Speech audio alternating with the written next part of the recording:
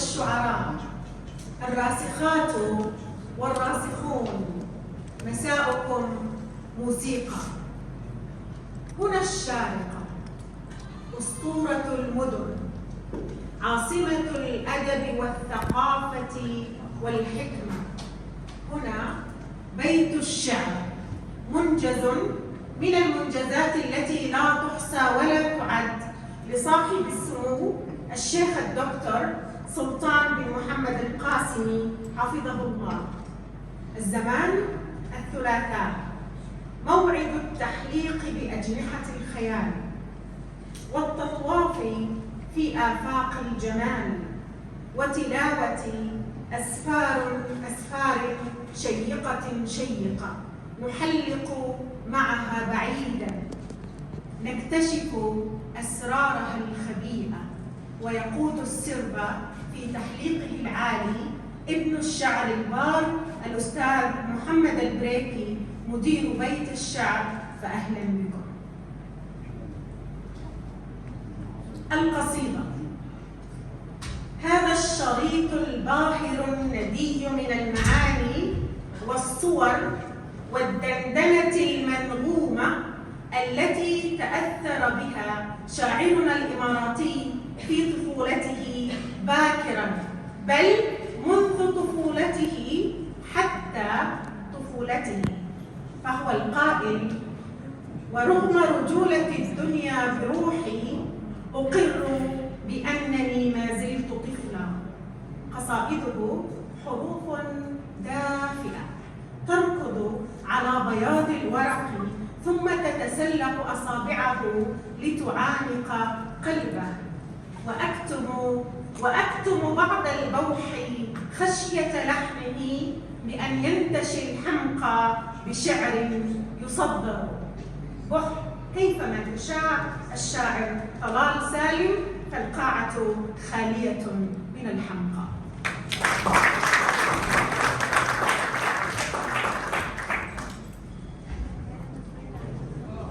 كل الذين تنافروا كانوا هنا، مثل القصيدة كسرت أوزانها. لو أنهم علموا لخروا سجدا بين الحروف ورقعوا أثوابها. كذبوا كأن الصدق ذنب واحد، وضعوا الحروف على رصيف خوائها.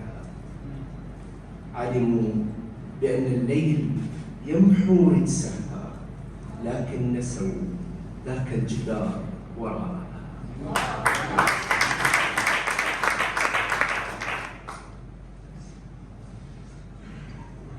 بيني وبين البحر أسطورة كبرى،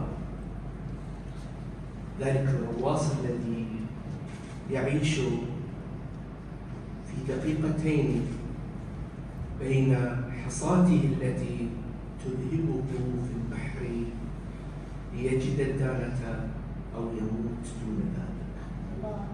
يا أيها البحر، هل ما زلت تكتبني شواطئ الرمل مهما كنت منحسرا؟ أمر نحبي هنا مستسلما، لغتي تخيط دمعي، أطوي بعده سفرا. يمضي بي الزورق المجنون، يعبر النجم، هل تدري هنا وترى؟ قديمة كامتحان الصبر أغنيتي، وعتق الحرف فيها كل من همر. على جفونك صمت راحل يبست، هوادج البحر تمضي ها هنا مطرا. هنا الجبال السمر، فهل شمس ستأكلها؟ ستلفح الريح طين الملح ما سمر. أنا انتهاء المدى النهام في شفتي، يرحل الليل عمري محملا عثرا. أكلما لفحت الموت لي قدما، أمضي إلى الحلم أم أمضي لمسكتها؟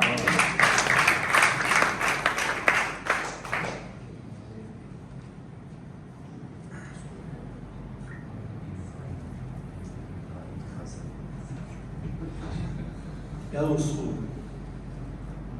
ماذا تبقى بقايا الحرف لا تصل، فأي شر على شقيه يكتمل. ماذا وبوحي غريب من سيحضنه إن أسهب البرد في ليل سيرتحل. أنا أجمع الآن أحلاما بلا رمق، وكل ما في الأمان البيض يختزل أم نستريح. وخيبات المدى سفر في كل رقعة أرض ليست تتصل. وهذه دموعي كبعض البحر تغرقني، وبعض بحري على كفي يشتعل. وبعض ما ينتشي من جرح أغنيتي يأس قديم بحرف كاد يندمل. يأتي كحب تمادى في روايته، وحين يأتي أيأتي وهو يبتهل. يأتي كليلى كسلمى في تسكعها، يأتي سرابا بهذه العين يكتحل. كل النقائض وهم في تلفتنا، تترى السرابات في روحي هنا الأجل. لا شيء يهوي كدم تحت أدعيتي، يبكي وزيف المدى تعلو به مثل. إنا هنا نستميت الفل ما همست بوابة الشوق، والماضون ما رحلوا في كل رقعة أرض تحت قافيتي. يموت حرف ويعلو الإفك والخجل، إنا لنخجل من شعر يكذبنا يدنو ويرحل. يبكي حيثما وصلوا لعل وردا ينادي بعد أرغفة لتستريح قلوب خانها الأمل.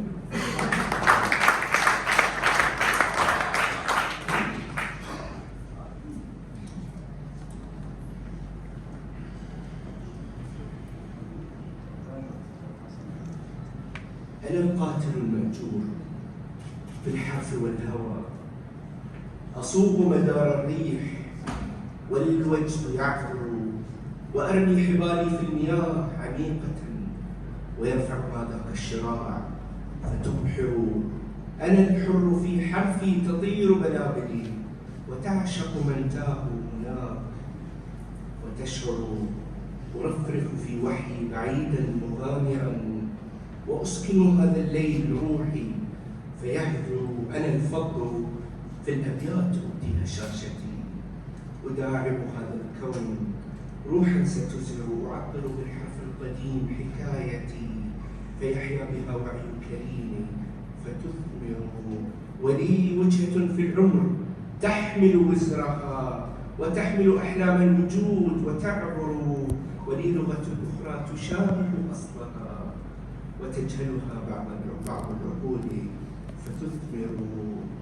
هنا تستفد العمر بعض رواية ترفعت عنها، والمسافة تجهر. وأكتم بعض البوح خشية لحمه بين ينتشي الحمقى بالشعر المسمى.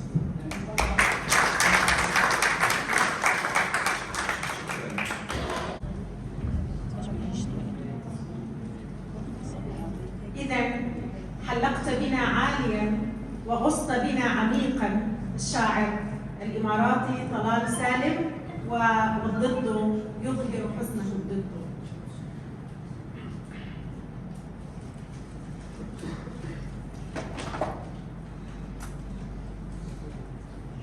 القصيدة هي أكبر تعبير عن مفهوم الهوية، هوية الإنسان. فهي ليست حالة من الفراغ الثري، إنما هي التصاق بالواقع وتحمل لمعاناته بدلالاتها ومخاتلاتها اللغوية. شاعرنا القادم من سوريا يتعبد في محراب الحب، صومعته جبة الحلاج، يتبنى شوارد النجوم لترشده، ولا يذرف الشعر بل يذرفه الشعر.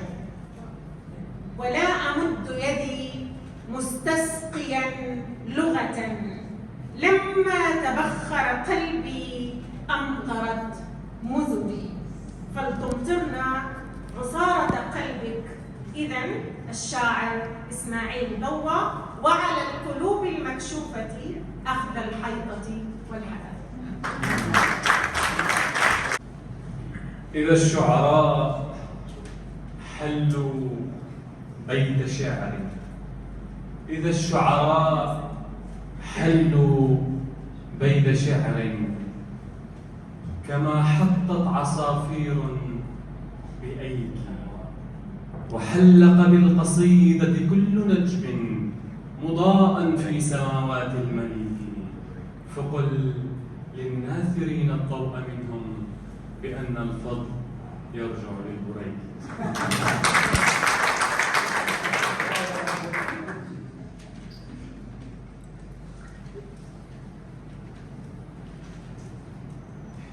القصيدة الأولى بعنوان نظرة وبعد.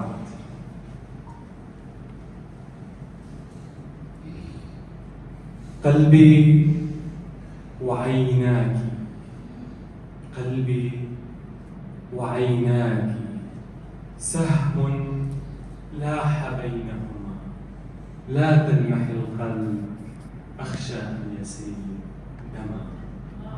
لو كان لي غيره كنت افتديت به، وكنت عشت حياتي فدية لكما، لكن لي واحدا أخشى عليه إذا سلمته للهوى ألا يعود كما.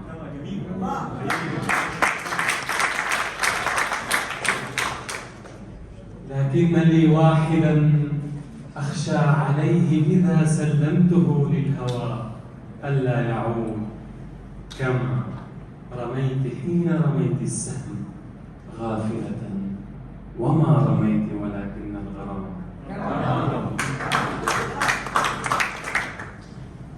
فيا لعينيك بعد الجرم راحلة، ويا لقلبي قتيلا صار بعدهما.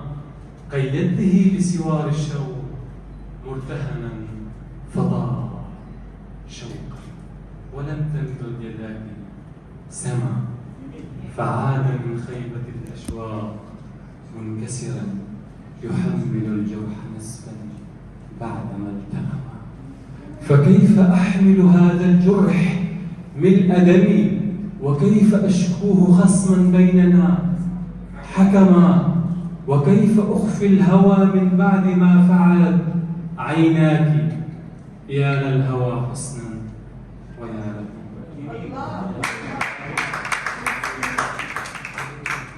لم ألق للحب عمرا كي أعيره، هذا الذي شيب الدنيا وما هرب. يقول لي كل جرح قابضا وجعي، من قاع جرحك أخرج للورى حكما. وعلم العاشقين الموت في حرمي، وأن يذوبوا على جناته حمما. ماضي يا بنت 20 الهوى ألم، فسامحيني إذا سميته ألما. ما عدت من وله إلا إلى وله، وما اقترفت هوى إلا انقضى ندما. فكنت حين أداري الحب يفضحني كمذنب حين أخفى جرمه عظما. وأعذب الحب ما أخفاه كاتمه، والسر في الحب مفتوح وإن كتم.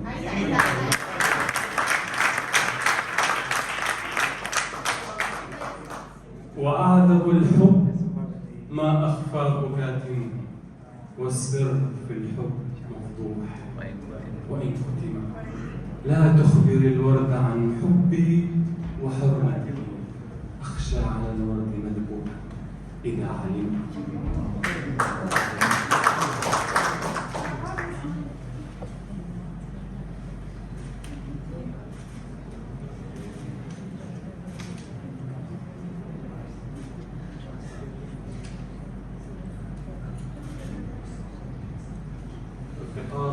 صورة سريعة لوفائها. عبرت بي مثل روح أرجعت لجسد، لا تلمس الجرح جدا بالحنين يقظ. قالت: ألست سعيدا بعد فرقتنا وقد أضعنا هوانا؟ قلت: لست وقد. تركت في القلب سطرا خمش غدرك بي فسطر الدم فيه، لا تثق بأحد. ماذا أضعنا ترى؟ الماء في نظر والعطر في زهر. قالت: فما لك بعد؟ قلت: الأسى بعد فوت المشتهى، ندم كالموج يصفعني أن الغرام زاد.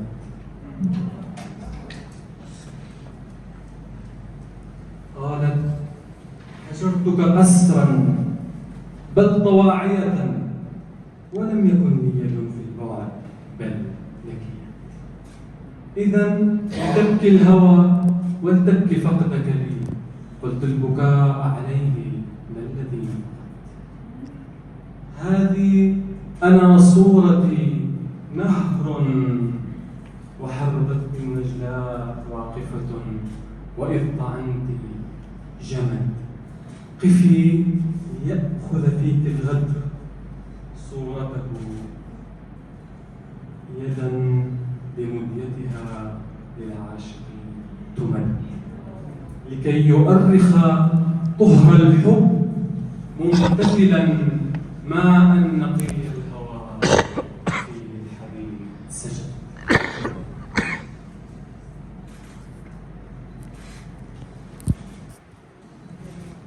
لمن خذلوك وأنت تمد لهم وردتك، لا تفق مديتك، فجر الهتر في الشارع.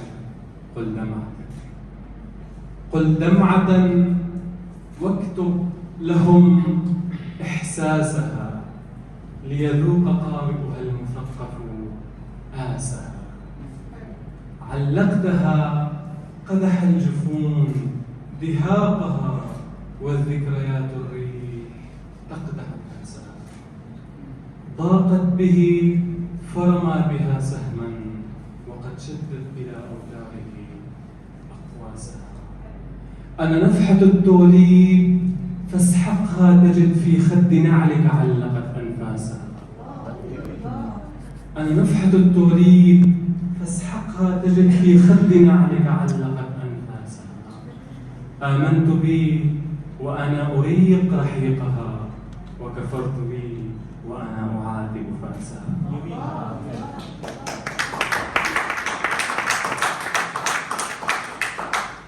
آمنت بي وأنا أريق رحيقها، وكفرت بي وأنا أعاتب فأسها. وذهلت لي وأنا أحب، قبيل أن يشتمها من باسها أو لاسها. روح المحبة حبر كل قصيدة، وهبت إلى ريش اليراع حواسها. إن غطها بدواتها طارت به، من خط ضحكة روحه أو ياسها. هي لا تقاس ولا تحاط بحارها، من ذا الذي أعطى لها مقياسها؟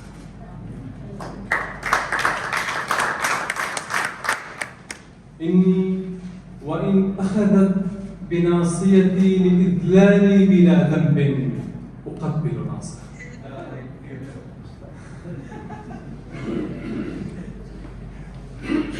هي قالت حلاجة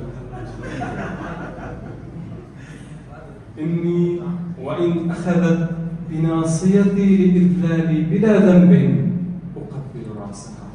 إذ شاعر الناس الذي جرع القذى بدموعه وأذاقهم أناسا، صدقا بصقل شعورها ألقى لدى من فرطوا فيها أذى ألماسا. يا عازفا لحن اشتياقي طارقا للذكريات، وقارعا قوس الكمنجة حز عمق مدامعي من رأس أهدابي فهد أساسها. قوس الكمنجة حز عمق مدامعي من رأس أهدابي فهد أساسها. وبنوك أحداقي كنست بها دمي بعد القصيدة أعلنت إفلاسها.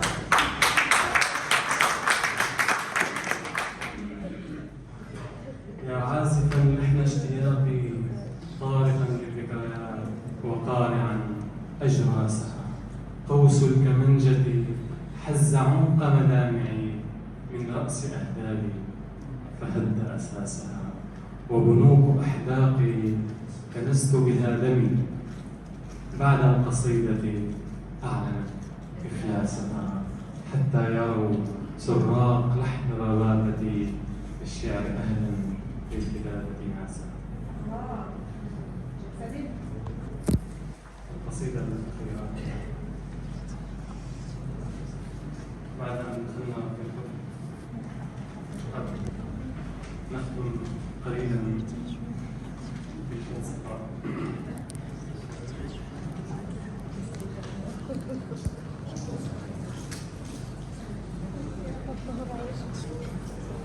وقد ألقي جزء من هذه القصيدة سابقا، فسأقوم بإكمال دمعتي الآن. ضاقت بصدري يا الله أسئلة، فهل إشارة الاستفهام مشنقتك؟ ألقيت عمري في وديان أسئلتي، فأينعت بمياه الشك سنبلة.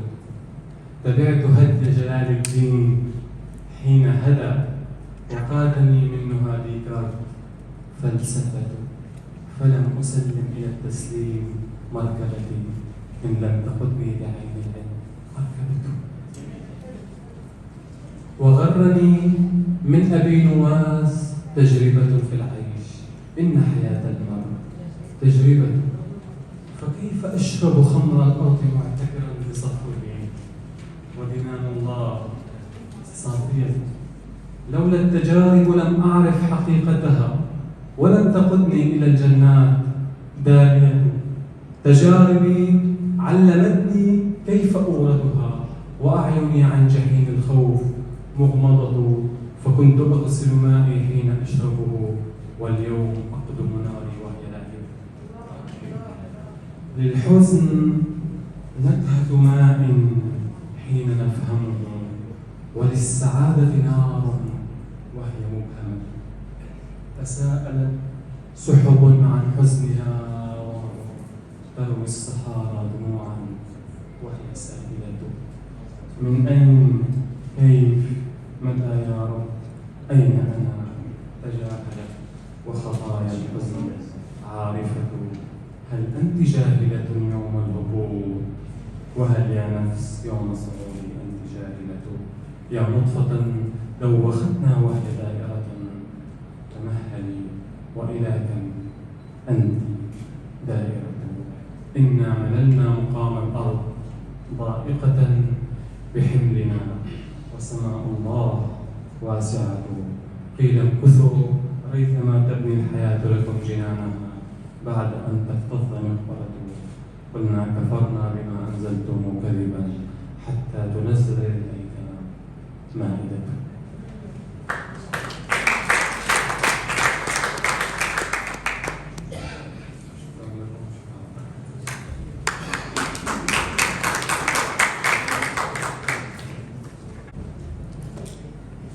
عزفت لحنا فريدا الشاعر المجيد إسماعيل.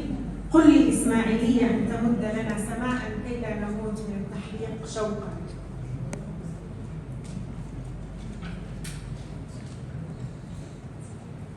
قصائد الشاعر تجسيد لرؤيته، وهي في ذات الوقت تعبير عن غيره، لأن كل شاعر في تجربته هو جزء من حركة شعرية تغذت على أشعار السابقين،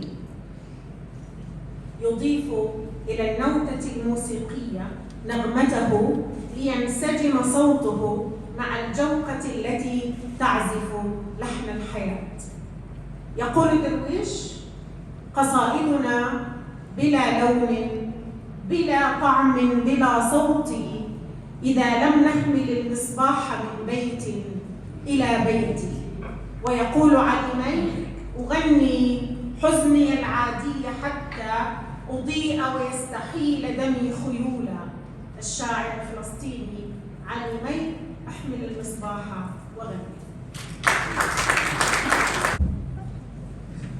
شكرا على هذا التقديم الجميل، وشكرا لبيت الشعر الشارقة على الدعوة ولهذا الحضور الجميل. صوتان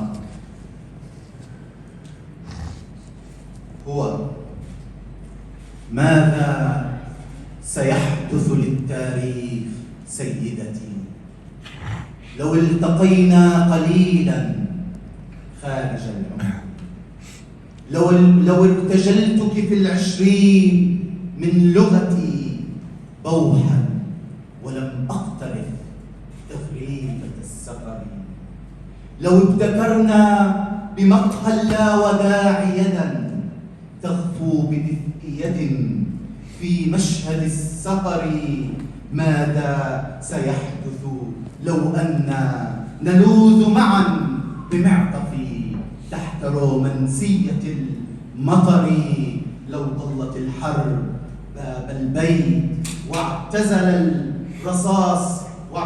الرصاص ثم ارتجلنا رقصة الغجر، ماذا سيحدث لو عاد الزمان فتى ورحت أهواه مجنونا بلا حذر. هي: أعيش بعدك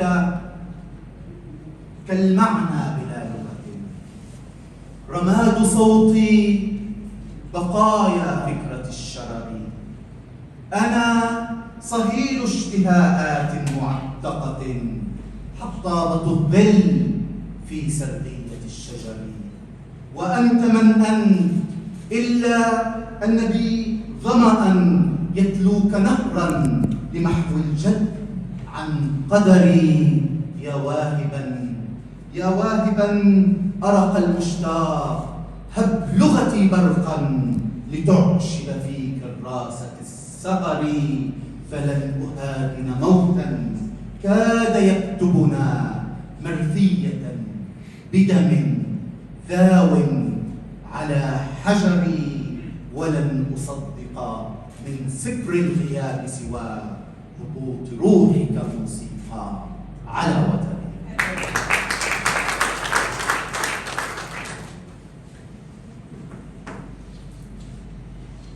أرادته حرا من قداسة دمع، قصيدة إلى بلد الميلاد والنشأة، أو إلى مدينة الميلاد والنشأة إربد. بما جاد ماء الشعر يتلو انسكابه على شارع بالذكريات أصابه، على لغة لم ينزل الليل وحيه بأحرفها حتى أتم اغترابه، فتى عاد من جمر المسافات عاشقا إلى حيث كان الوجه يحدو ركابه، إلى وطن ما زال يخضر كلما بجبهته السجاد مس ترابه، إلى إربد الحلم التي موصق اسمها وفي دمه العشاق شدوا أذابه. هو الآن في السوق القديمة شاهد على سهو عمر لم يشق عبابه، وفوضى خطى ملء الشرود تقوده لمقهى به اللاوقت يحسو شرابه.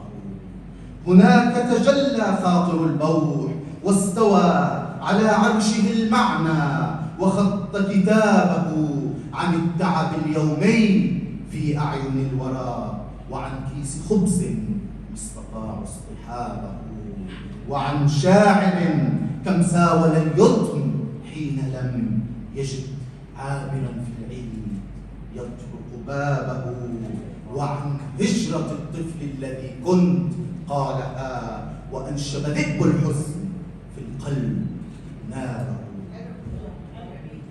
وإربد لم تألفه إلا مودعا، ولم تر في اسم المي إلا سراب. وإربد لم تألفه إلا مودعا، ولم تر في اسم المي إلا سرابه، ولم تنتبه يوما لأوراق عاشق يبرر للبوليس زورا غيابه، أرادته حرا من قداسة حسنه ودمع أجاد العاشقون ارتكابه. ولما أدار الظهر واختار دربه، بفطرتها راحت تقد ثيابه، وكم جاءه المنفى بجمر سؤاله إلى أين يا، والشعر ظل جوابه.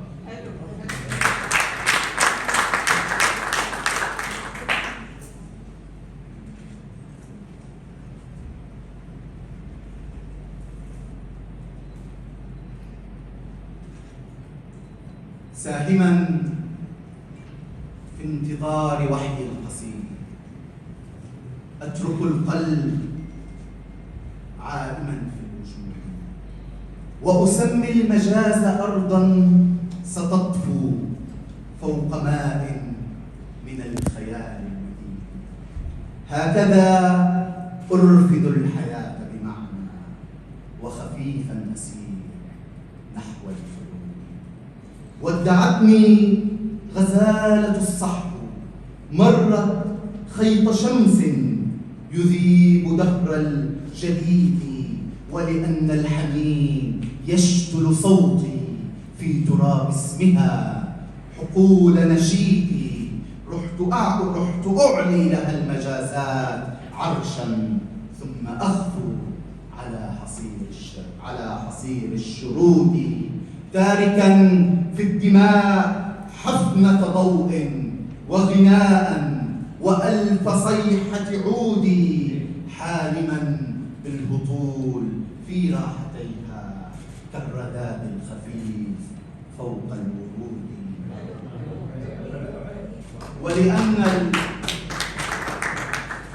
ولأن القصيدة الآن كشف، أسكب النور كوثرا في وريدي، وأغني للعشب في مقلتيها ورماد السيجارتين الشهيد. يا عناقا مؤجلا وانعتاقا أبديا، وظل قلب الشريد، شهوة الشاعر المصاب بحمى الحلم، خوض الحياة دون قيود. فاقرئيني كنقش حب قديم، وادهميني كألف حب جديد. لم نغير عقارب العمر، لكن سقف أحلامنا بغير حدود.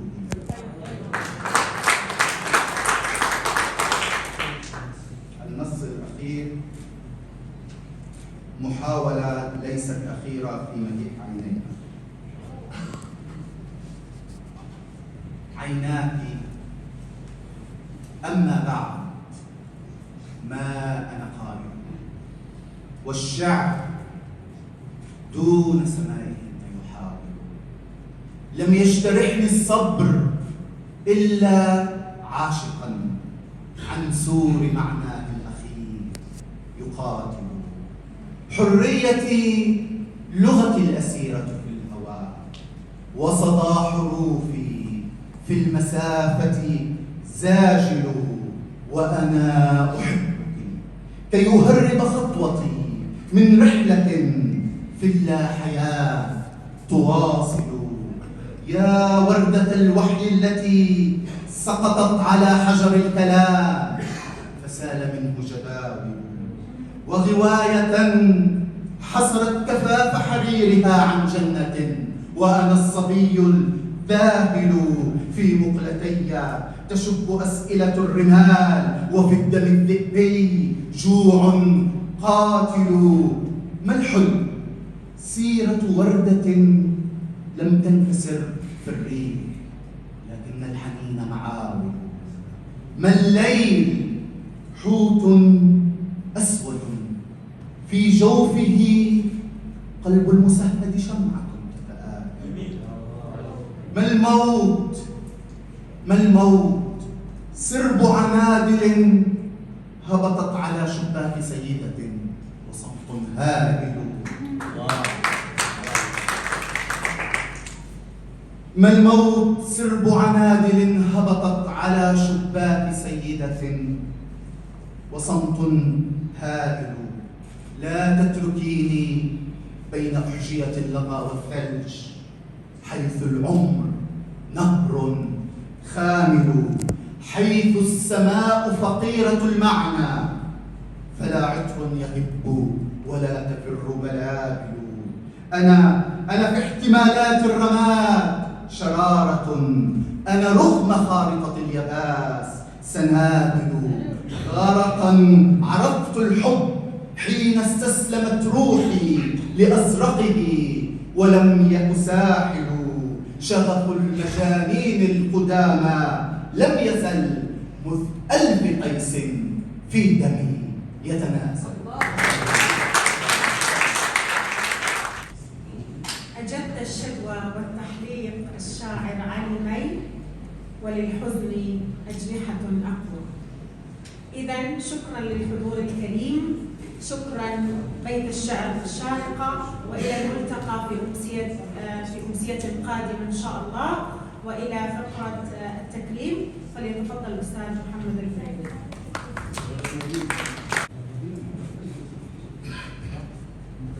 الشاعر طلال سالم.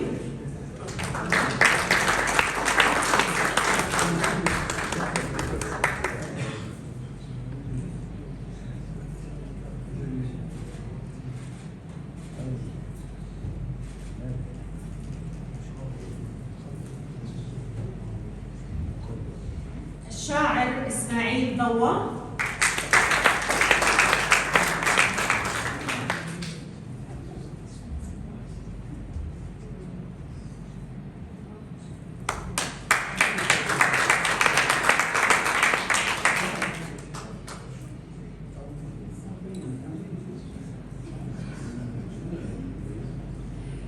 الشاعر علي مي.